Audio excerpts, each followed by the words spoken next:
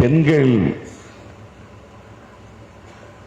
மாறாப்பு துணி போடக்கூடாது என்கிற கெடுபிடி இருந்தது. சிறுமிகளாக இருந்தாலும் வயதில் மூத்த மூதாட்டிகளாக இருந்தாலும் அவர்கள் உடலில் மேல் பாகத்தை மூடக்கூடாது என்கிற கொடுமை இருந்தது. அதைவிட கொடுமை பெண்மணிகளின் மார்பகத்திற்கு வரி விதிக்கிற கொடுமை இருந்தது. எவ்வளவு குரூரம் நிறைந்த ஒரு சமூகமாக அது இருந்திருக்கிறது என்பதை நினைத்து பார்க்கவே நமக்கு படபடக்கிறது, பதறுகிறது.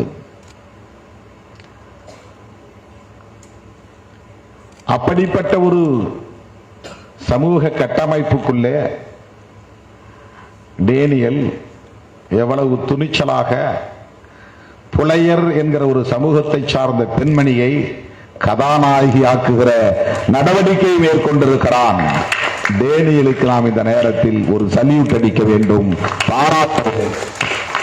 அதுவே ஒரு புரட்சிகர பார்வை. அது அவனுக்கு அந்த சகோதரத்துவ பார்வையை தந்தது அவன் உள்வாங்கிக் கொண்ட கிறித்துவம். அவன் ஒரு சனாதன சக்தியாகவே இருந்திருந்தால் அந்த துணிச்சல் வந்திருக்காது. அவனை பக்குவப்படுத்தியது, பண்படுத்தியது அவன் ஏற்றுக்கொண்ட கிறித்தவம்.